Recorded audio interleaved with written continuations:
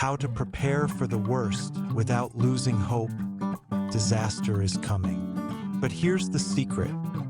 The Stoics weren't afraid because they had a game-changing strategy to stay calm, prepared, and hopeful no matter what.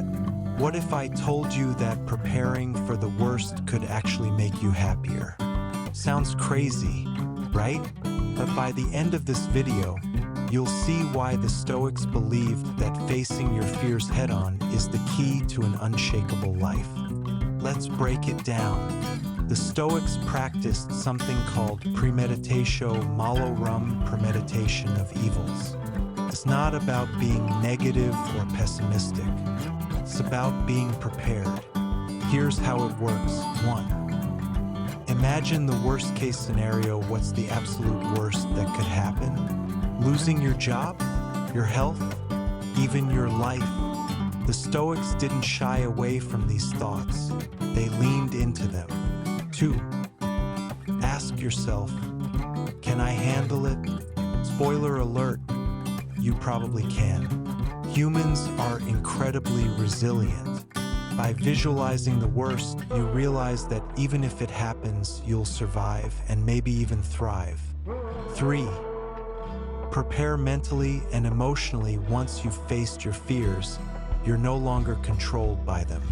You're calm, focused, and ready for anything. Let's talk about Seneca.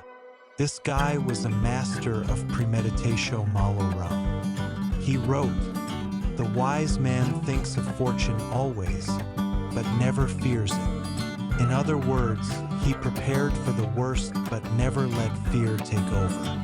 Then there's Marcus Aurelius, the Roman emperor who faced wars, plagues, and betrayals.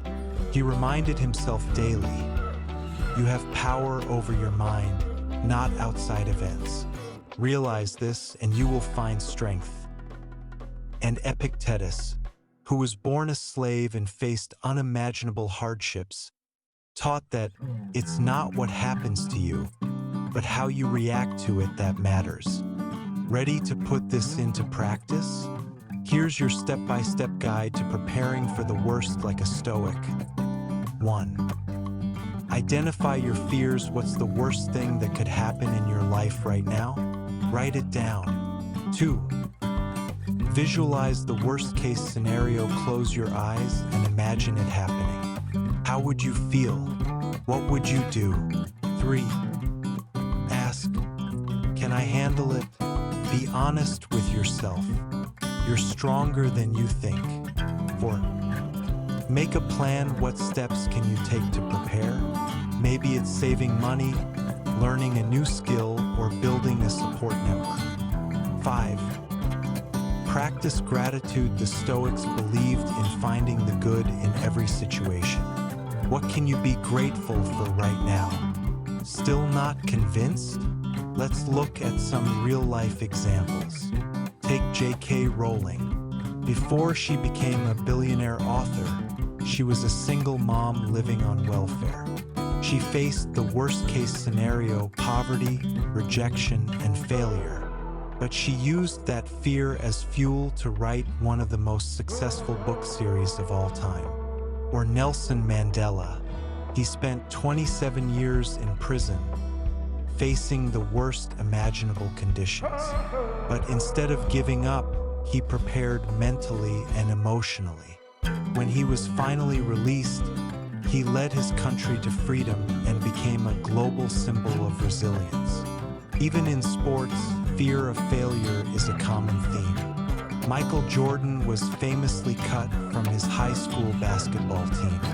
But instead of letting that stop him, he used it as motivation to become the greatest basketball player of all time. Now it's your turn. What's your worst fear? Write it down or drop it in the comments. Let's see who's ready to face it head-on.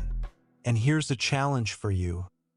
The next time you feel fear, try the Stoic approach.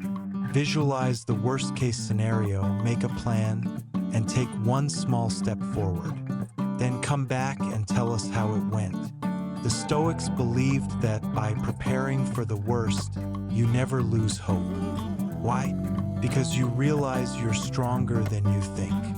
As Seneca said, the wise man is neither raised up by prosperity nor cast down by adversity. Translation: you're unshakable. Ready to crush your fears and stay calm in any crisis? Hit that like button, share this with someone who needs it, and subscribe for more Stoic wisdom. Your unshakable life starts now.